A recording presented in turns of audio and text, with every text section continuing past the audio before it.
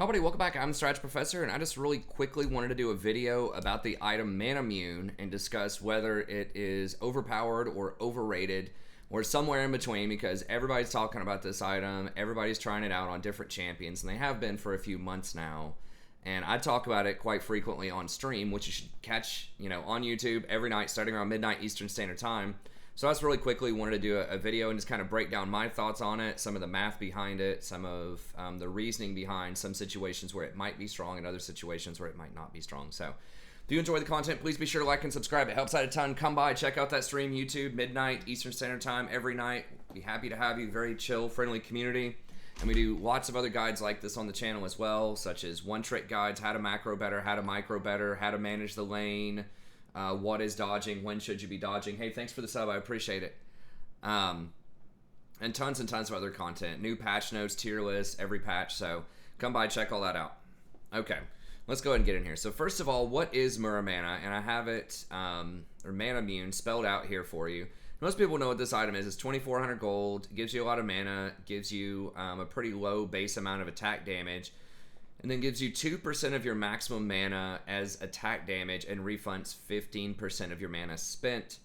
So if you spend 100 mana, you get 15 back. And then once it transforms at 1,000 mana, or once you get plus 750 mana from charges, which usually takes about 10 minutes or so with perfect charge usage, which isn't always the case. For some people, it's closer to 15 minutes. Then it transfers over to Muramana. So at its baseline value, it's only giving you about 1,750 worth of gold, and that includes 250 mana, so 350 gold worth of mana. And that's really not that good, especially because a lot of the champions that get this these days do not actually need the mana. They're getting it strictly for the AD and the on-hit damage, so it's even lower than that. It's really closer to, like, once you complete it, if it was level 1, it would be about 1,350 mana, right? But then in like a real world scenario, most of the time, when you first get this item, you're going to get probably about 45 AD, and you're not going to get any on-hit damage. So that's really about 1,575 gold value. It could be a little bit more, could be a little bit less. But the bottom line is it is actually not efficient at all when you very first purchase it. So with this value here, this 1575, assuming you get 45 AD, which is the base 35 AD, and then you're thinking, okay, you're going to have, an extra, 2% off of that. So an extra 10 AD off of this. So it might be a little bit higher. I mean, maybe you get 50 AD off of it or something like that, and it's like 1,700 gold. Depending on how fast you get it, how much the base mana is on your champion and all that good stuff, how many Presence of Mind stacks you have. We'll talk about that here in a second. But it's going to be well under 100% efficient. So it looks like it's a very valuable item, and it is later on in the games. It's 2,400 gold, but early on, it is not a good value at all, especially when you take into account that the mana really doesn't have a lot of value on a lot of these champions that are getting it, like Twitch, like Draven, those types of champs. Now, once you get it completed, once you turn it into the Muramana here, if we click on that, this becomes a lot more efficient because you unlock extra on-hit power to it, which is quite substantial. So when you get to this, you get about 70 AD. Once you get it transformed, once again, depends on your Presence of Mind stacks, your base mana, all that kind of stuff. 70 AD mana, something like that. And you have about 1,000 mana whenever you attack, then it's going to be 60 on-hit damage. If you get to 1,500 mana, then it's going to be 90 on-hit damage.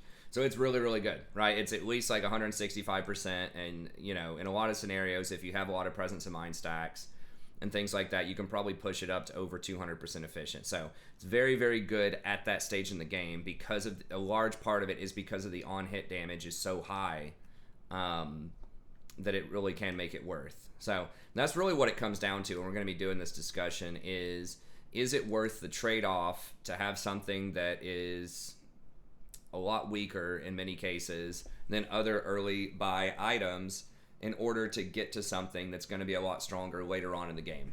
And it depends on your champion and which other items you're buying as well, because the on-hit is very, and this kind of gets into the pros here, the on-hit is very powerful at 20 minutes with Hurricane and Gensu's.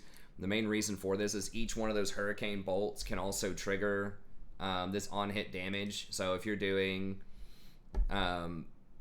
whatever it was, 60 on hit damage. If there are 3 targets in range for your bolts, all of a sudden you're doing 100 or 180 on hit damage every time you attack. So it's extremely good in team fights. And this is the theory behind why a lot of Ashes will go Blade the Ruined King. If you've ever wondered that, by the way, instead of just rushing Infinity Edge, since Infinity Edge does way more damage to single targets, it's because in multi-target situations, in team fights, Blade the Ruined King plus Hurricane is going to do way more damage because of those procs. Because each one of those Hurricane bolts also procs Blade the Ruined King.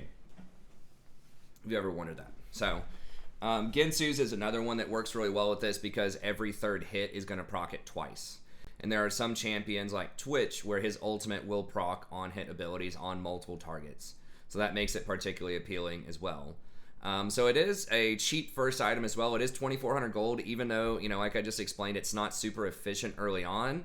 It still does allow you to snowball or to accelerate your build to get a second item. So if you have a second item that's really powerful that you want to be able to buy early, then it can be really good. So on Twitch, for example, this would allow you to rush Hurricane a lot earlier. So you could get Manamune plus Hurricane at 4,000 gold versus if you were trying to go Infinity Edge plus Hurricane, it would take you 5,000 gold. And Hurricane is particularly really strong on Twitch because it allows you to stack your poison up on multiple targets in team fights. And then it also allows you to wave clear a lot faster because you're stacking that poison. You can contaminate to clean out the wave a lot faster. So he has an early rush item that's really good. Sometimes Draven will want to go like a Serrated Dirk early because lethality is super good on Draven because it applies to his axes to where they do extra damage as well. So you'll see Draven sometimes get a Manamune and then a Serrated Dirk, which is just a little bit more expensive than an Infinity Edge. And it's exactly the same price as Bloodthirster. And you do give up a little bit of AD in the early game, and you do give up the lifesteal, but you also get the lethality early on, which is very good with the axes. So there are some champions that have like kind of a unique combination of items that they want to get, especially when they want to get a fast second item that synergizes well with their kits, for a reason why you may want to get that. So cheap first item can allow you to accelerate into your second item, and then it does give you some extra mana. So once again, that mana is not going to have a ton of value on like Twitch or Draven, but it will still allow you to spam some things. In there with Draven, you can spam his Blood Rush more. With Twitch, you can use your Contaminate, your W plus Contaminate more liberally to clear waves a lot faster, which could help you not get pushed in as much early on. So there's definitely some usage there. But the main pro is just that it scales super well into the late game once you get your Hurricane and your Gensu's, and it can help you accelerate into a second item power spike if you have a cheap, good item that you want to get.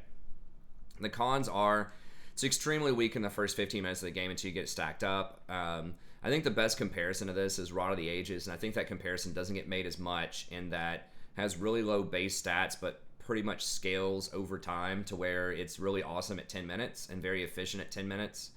But how many people get Rod of the Ages? Not that many. There's some, but it's not that many, right? So you like Swain and maybe Kassadin and some of these other like hard scaling champs later on in the game might get it, but it's not a super popular item. The tier can create some really awkward back timings, and this is one of the biggest things, and this is what I talk about a lot on the channel, especially when I'm playing support in the bot lane and someone rushes tier on something like a Draven particularly, but also to a lesser extent on someone like Twitch, is that it can make your back timings really poor, and it can basically concede the lane. Because when you get Tier of the Goddess, it gives you virtually no power in the laning phase whatsoever. So you're pretty much down 850 gold, and someone else could be getting a pickaxe for that. It means you're going to be down 25 AD.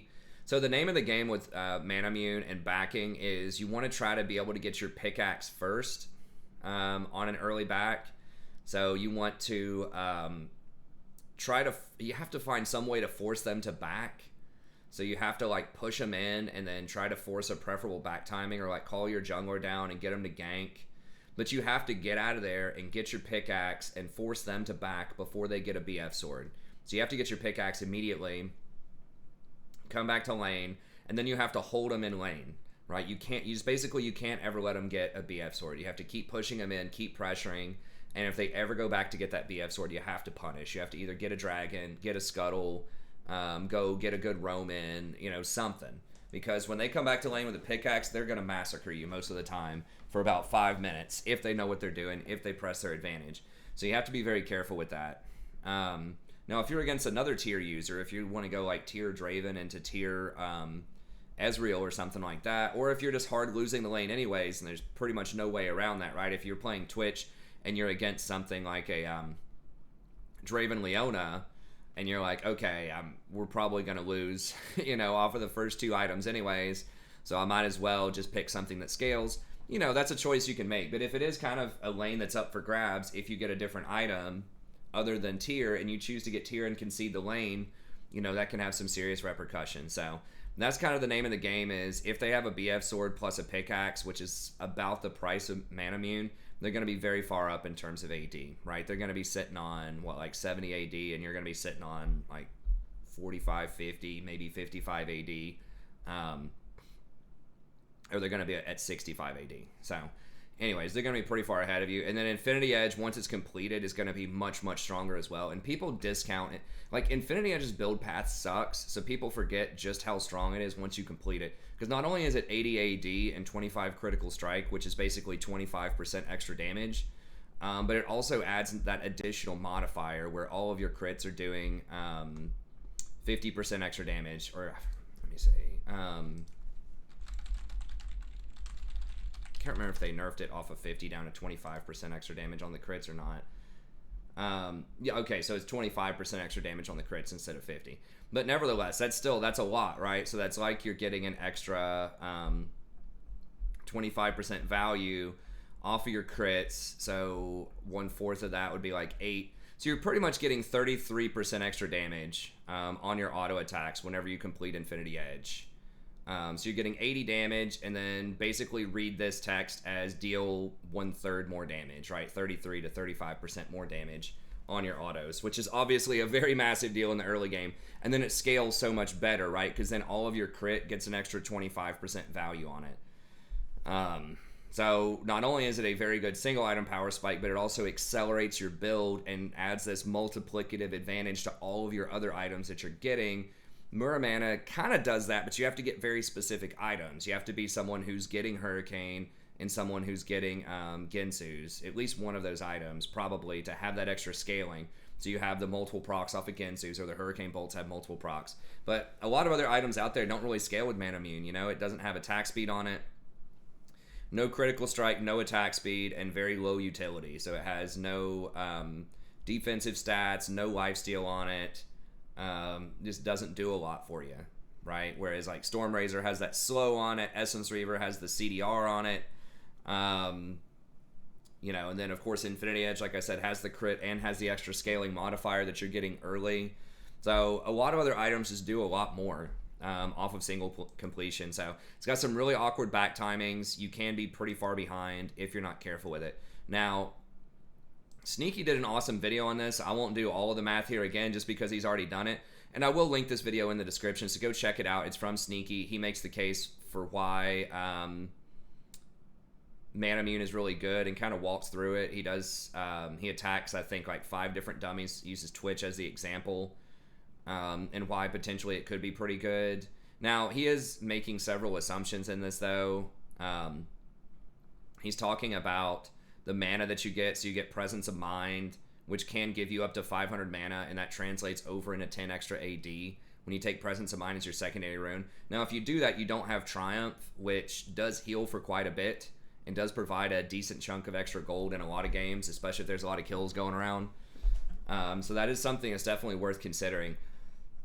But even with that, if we look at this, if you go Manamune plus Crit Cloak, which is weird, a lot of people aren't going to get that. It's going to be Manamune plus Pickaxe or something like that would be more likely in a lot of builds, because a lot of people who are getting Manamune are not going to be getting Critical Strike, at least not as their second item. So that was a strange choice to me, and that would also be closer to the value of something like Blade of the Ruined King. Now, I guess on Twitch that does kind of make sense because he is going Hurricane second, so I guess that's why they did it in this video. But for Twitch, this is, the Manamune plus Crit Cloak does 2707 versus 3104 off of just Blade of the Ruined King, and then Infinity Edge does the most at 3180. Now, this is hitting 5 different dummies, And I will say this was also recorded before the recent buff to Twitch, as far as Twitch specifically, where when Twitch was hitting multiple targets with his ultimate, the target that was like the third and beyond was only taking 40% of the damage, versus they changed it now to where the third target and beyond takes 70% of the original damage. So it's a massive buff to the damage that Twitch does in huge multi-target situations. This number would be much, much higher with like current Twitch with Infinity Edge, because we'll talk about Twitch here in a second more specifically. But anyway, just the general gist of it is this kind of how it rolls out. And I would say over 10 seconds is kind of a poor way to look at this too, because most fights don't last 10 seconds, especially early game skirmishes. You're going to be fighting one or two people, and it's probably going to be over in 5 seconds or less most of the time. So the upfront, just raw burst off of something like just a lot of AD or crit in the early game, if you get a crit, is just going to be tremendous. And it doesn't really count the utility of something like Blade of the Ruined King having that on, like that active that does the 100 damage, which can matter a lot in the early game.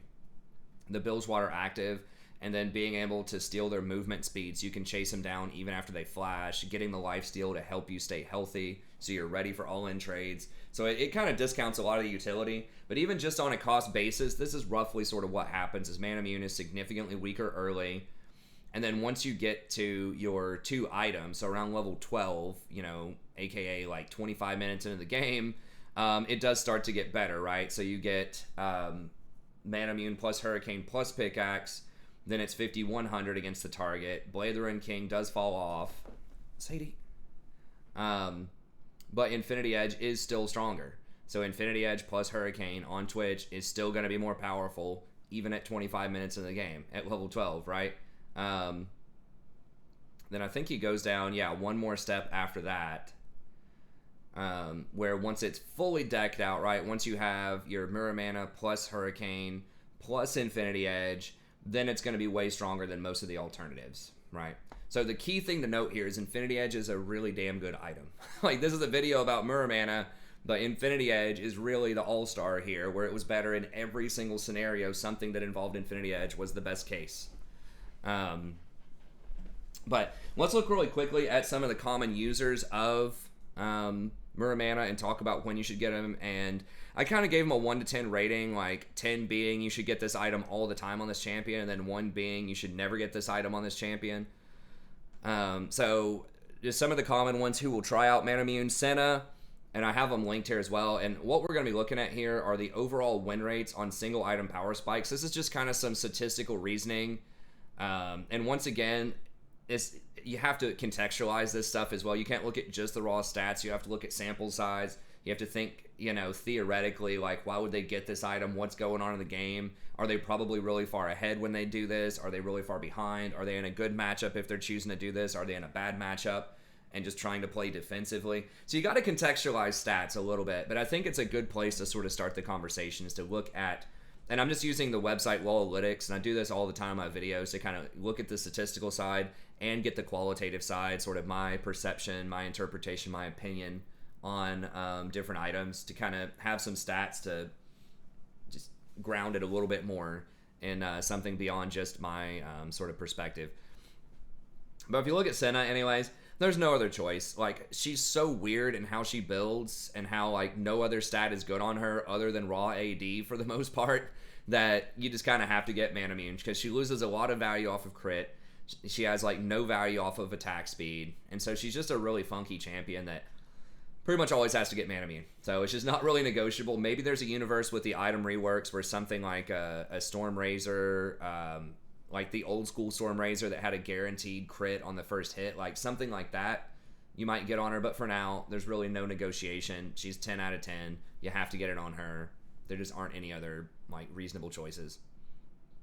Like, sometimes people try Dustblade, I guess, or maybe Rush Black Cleaver, but those have significantly lower win rates and much, much lower sample sizes. So Senna, no-brainer. You got to get it on her. Ezreal's the other one that's pretty no-brain. For the most part, this has been a classic item. He was the OG Manamune user because he actually needs the mana, right? He spams his spells all the time. He doesn't get a lot of value out of critical strike. He doesn't get a lot of value out of attack speed. And that's one thing you have to look at, too, just while I'm talking about that enough people don't think about when they are thinking about items or champions or just a lot of stuff in general in League is you have to look at the alternatives. What's the collateral cost? What else could you be doing with that gold, right?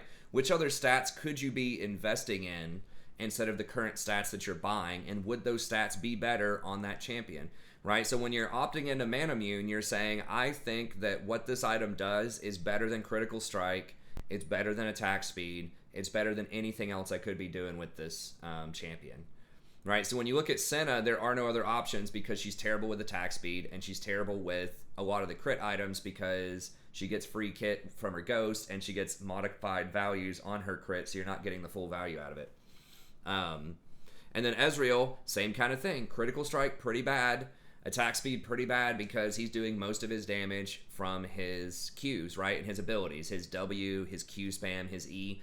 Yeah, he's going to be auto-attacking some, but crit overall is just not that great on him. That's why you've never seen Infinity Edges on Ezreal. So, Manamune is a good one to rush. It's a good one to start because he does need that mana. He wants to get the Mirror Mana transformed as fast as possible because he can trigger it a lot with his Q. And so there really is no other item. You could try to rush something like Trinity or Iceborne Gauntlet, but both of those are far, far worse on him. So really good, 10 out of 10, both those items. That really matches their playstyle, matches their scaling, makes perfect sense. Okay, now we're getting into some of the more debatable cases where you see it, right? So Manamune on Kai'Sa here has become the standard for quite a while. There was a bit more of a debate back in the day when Stormrazor was a little bit better and before some of her AP ratios got nerfed on what you could run on her. But it's kind of become the standard to get Manamune on Kai'Sa. And the main reason for this, it's a couple of reasons. So number one, you want your Q transformed as fast as possible so you get double damage, especially that isolated damage on your Q. So you're firing 10 rockets instead of 5 rockets. That's very unique to her, and she requires a certain amount of AD to transform. I think it's about 85 AD. It depends on what level you are. It goes down the amount that you need to transform over time.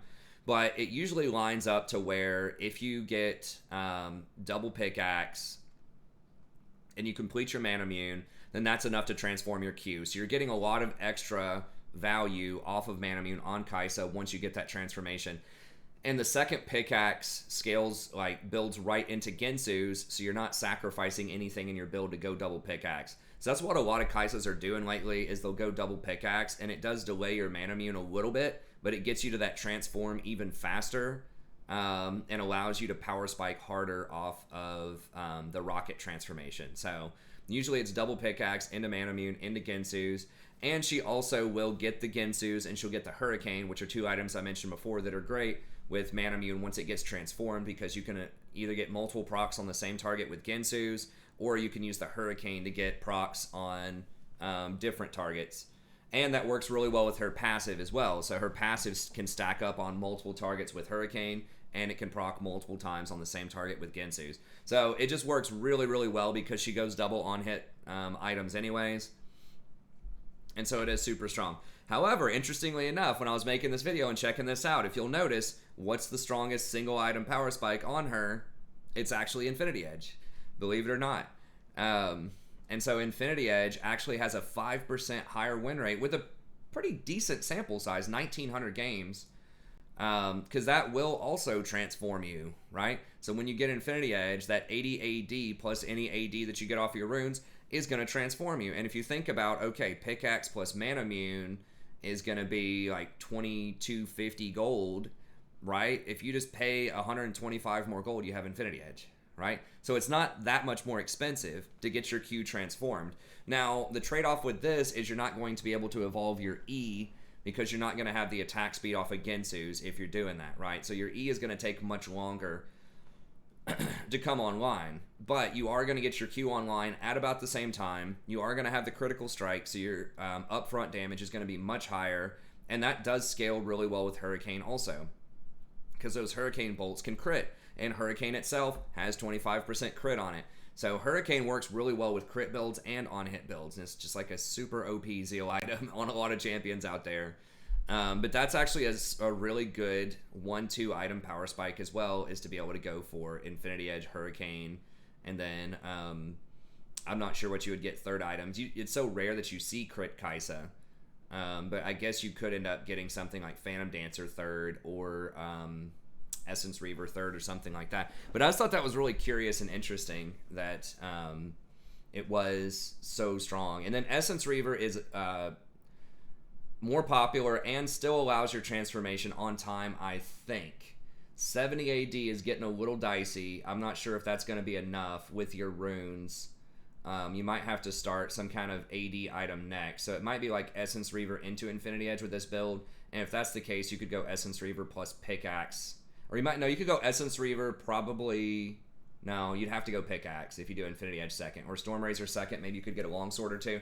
I'm not a Kai'Sa expert. I don't know for sure. But I just thought that was curious and interesting to point out that there's a significantly higher win rate. And it only takes 3 more minutes to complete this too, which was also pretty curious. 14 minutes to complete it versus 11 minutes to complete it. So it's not like everyone's like, oh, Manamune's so much faster. Like, you can come online fast. It's like, well, like we said before, a lot of its stats are really wasted, right? The mana is like terrible value. So you're basically paying 2,400 gold for like 1,700 gold worth of value. And it's not even that much faster. It's like 3 minutes faster. So... anyways, interesting. So if you want to try Essence Reaver or Infinity Edge, there's probably people that are way smarter about Kai'Sa that can tell you when and why you might want to consider that. But it probably is a better early game power spike, as indicated here. Although, at 3 items, I suspect that a fully completed Muramana with all of the Presence of Mind stacks, with Gensus, with Hurricane, in a 5v5 team fight, is going to do more damage. But anyway, so... I have a 7 to 10 on her. It's still going to be the standard. It's still pretty good. However, it is curious that you will perform a lot better off of single item, and you will win more games off of single item if you take one of the crit items. Okay, Twitch starts to get even more dicey when we look at Twitch here. So, and how are we looking on time? We're doing okay. But I do want this video to be a little bit faster. Twitch is close, but like Blade of the Ruined King and Muramana are pretty close as far as like which on-hit item do you pick to be stronger. But once again, Infinity Edge, that's your big ticket item. That's going to be a lot stronger than your other choices, especially now with the changes they've made to Twitch to where crit comes online, or your multi-target hits on your ult are much stronger. So it's about 4% higher win rate than either of your other 2 options. Still scales really well with Hurricane. Now, Twitch does have some decent setups, like I talked about earlier. The big one is that if you get Muramana or Manamune at 2,400, that does allow you to get your Ruinant's Hurricane much faster, so you can get both of those for 4,000 instead of Infinity Edge plus Muramana for 5,000. And that's going to give you better wave clear early on. It's going to give you really strong like multi-target damage in team fights.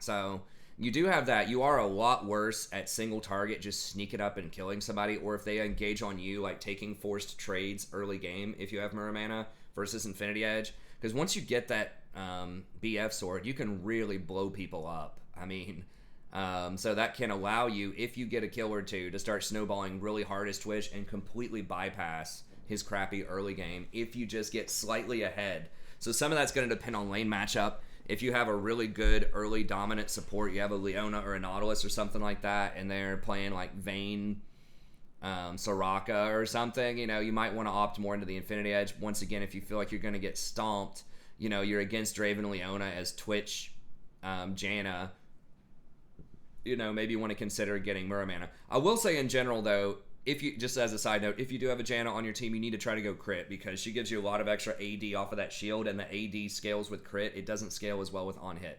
So just an aside. But either way, I think you could make the case for both. It just depends on when you want to come online. Do you want to try to break out of that early game funk that Twitch has and try to snowball hard? And Twitch can snowball super hard because he goes invisible, right? If you get ahead early, right? If you get that BF sword, pickaxe, even transform into Infinity Edge off of 2 or 3 early kills, you can completely dominate the game by yourself because no one respects invisibility. You can roam back to your own lane invisible and get picks on people. You can roam middle invisible and get picks. You can follow around your jungler invisible and get picks. And this is why he's played in the jungle as kind of a cheese build early, because once you get ahead, he's so obnoxious to try to deal with, because he can show up invisible anywhere and keep pushing his advantage. So that's like one of the major knocks, I think, to the Muramana build, is you're basically conceding that option. You're conceding the assassination hard snowball option if you go for that build. but it is safer. It does get you to come online with your 2-item power spike. So if you have a good front line to protect you and you want to play front to back team fights, he is going to be a lot stronger once you get that Hurricane and the Muramana transformed. You're going to be doing a ton of damage later on in the game. So it just kind of depends on how you think the game's going to go. But that Infinity Edge does have a much higher win rate, and the reason is most likely you're able to snowball your advantage really hard, and you're not relying on your team to keep it together for clean 5v5 team fights. So Twitch is kind of 50-50. That's why I have him 5 out of 10. Some situations it'll be better. It could be good, but I still think in a lot of situations the BF sword is going to be a lot stronger, especially after the buff. Now, the pre-buff, when you're only getting 40% damage on your auto attacks, there was a much better case for going something like Blade the Ruined King or Muramana. And Blade is kind of the interesting third option there that had been the standard for quite a while because it gives you the lifesteal early on, so you can't be pushed out of lane as early and bullied. And it does give you that movement speed active and that little bit of extra damage burst, which can help you out in trades. It can also help you defensively get away. So it has a nice little utility to it, but it is very expensive, right? It's 3,300 gold for an on-hit option versus Manamune is only 2,400 for an on-hit option. So I would probably rather get Manamune in a lot of cases, unless they have a ton of tanks, just because I think it's going to do more on-hit damage later on, especially to low-health targets. Blade the Ruined King does a lot of on-hit to high-health targets, but it's based on current health, not max health. So as people get lower, it does less damage, which means there's going to be less of a chance that you can finish people off fast enough. Versus the Manamune does full damage every time. Is not based on the person's hit point, so it's a lot better against squishy targets or low health targets. So anyways, Twitch, decent with both of them. I would still err on the side of Infinity Edge if you think you have the potential to snowball, but if you're not sure, or if you just want to play a more defensive lane, Manamune's okay. Now, Draven is the last one I'll talk about here, and he's probably the most annoying one that I see run this, and I have a 3 out of 10. I just don't think this is what you should be doing on Draven most of the time. It does have a higher win rate than Bloodthirster, so that is definitely worth noting, and Bloodthirster is the most common build. But once again, it's that Infinity Edge, guys. The Infinity Edge has the higher win rate by a large margin, right? It's about 2.5% margin. It's still going to be your best. I know it's dumb because it's the most obvious answer to everybody that's an AD carry. Get Infinity Edge. Most of the time, it's good. Rumor has it, it's been good since Season 1. So I know it's the old grandpa of AP item or of AD items, right? It's not the new kid on the block. It's not flashy. Doesn't have the fresh haircut, all that kind of stuff like Manamune does. But it just works. It's old trusty, right? It has a much higher win rate. But why would you want to do this on Draven? And a lot of it is kind of like what I was talking about with Twitch a second ago, is that you get to that faster second item power spike. So he really likes to get a serrated Dirk if you can early on, just because the lethality is so powerful on him because of his axes. And lethality is such an undervalued stat too. It's pretty ridiculous. It's valued at it's like 5 gold per lethality. Okay, well, it's not going to tell us. I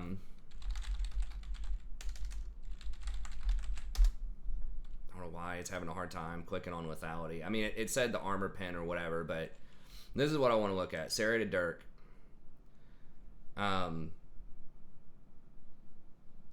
Approximately 5 gold for 1 point of lethality early on is used as the approximation, right? Because 2 longswords are worth 1050, so you're just paying 50 more gold for 10 lethality. So it's an absurdly gold efficient item because a lethality at max level cancels out an armor point, right?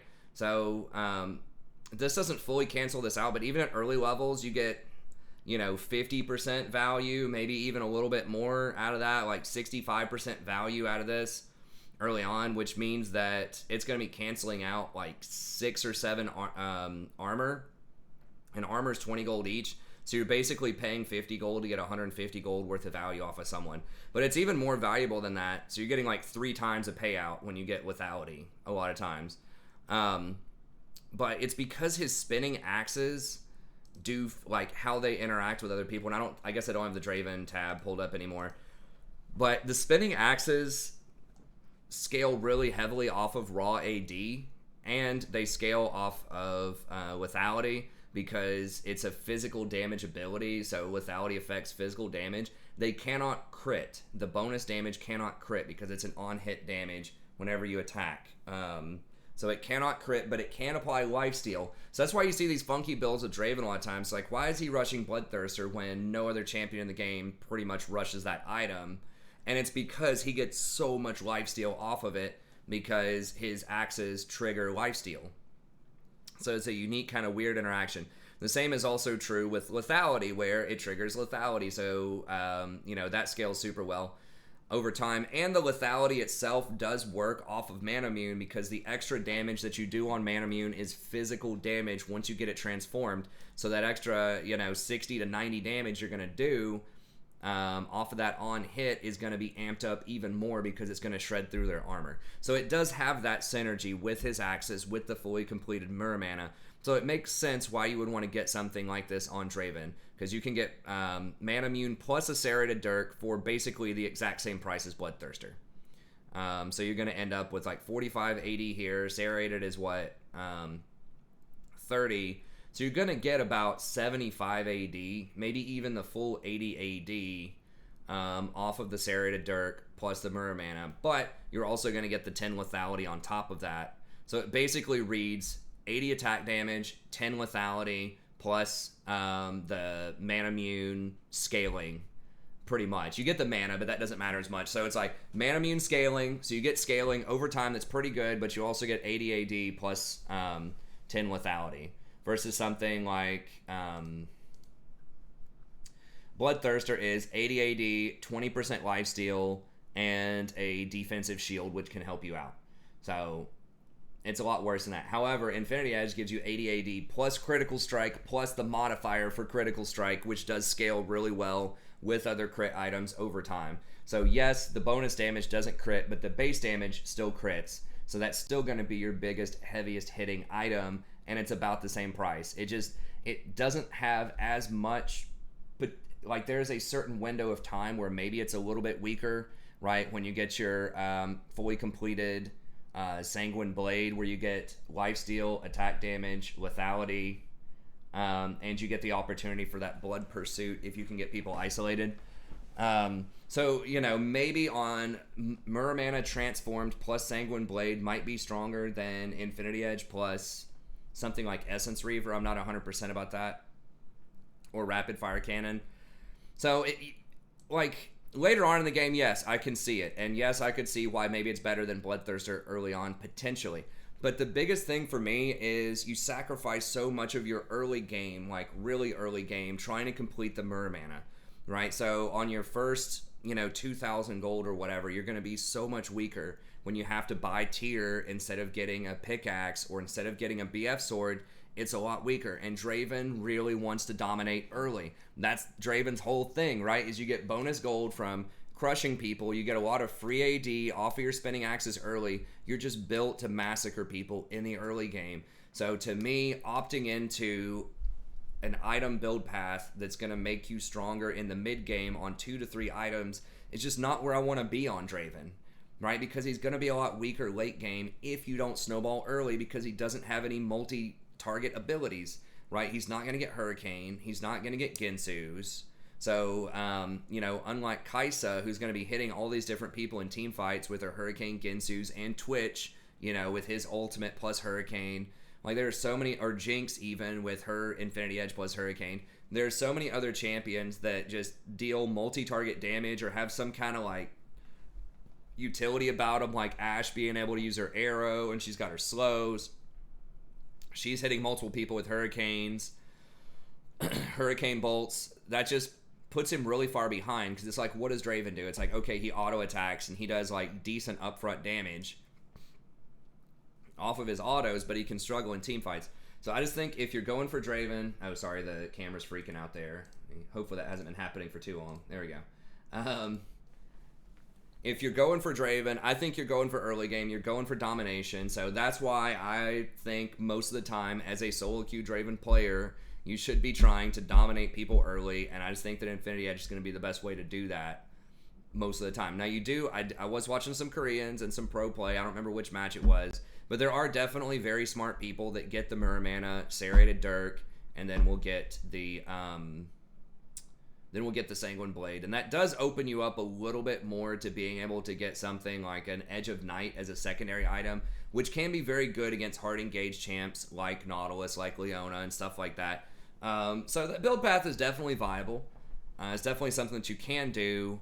It's just not a snowball type of build, and it's harder to snowball in pro because people aren't going to usually goof up enough to give you a ton of kills early on as Draven. And that's why a lot of people don't play Draven in pro, just because oftentimes he's not going to be able to get those kills and start snowballing hard in the early game, right? Like sometimes people will play him if you want to go ultra hard strong side, you know, force the action on the bottom side of the map to take pressure off of your top lane. And if you're just going for like an early hard snowball team comp, like there are reasons you could do it. But anyways, I think in solo queue, IE's the highest win rate. I would go with Infinity Edge. He scales super hard off of just BF Sword because the scaling on the queue. Pickaxe is super hard. Then Infinity Edge just sets you up as sort of one of the best single item power spikes, but also scales so well if you want to get Rapid Fire Cannon or Storm Razor. Storm Razor is the highest win rate second item, which presumably follows up on Infinity Edge. It gives that slow, has the critical strike on it. It's got a lot of good utility to it. I would just probably not go for the tier because you're weak early.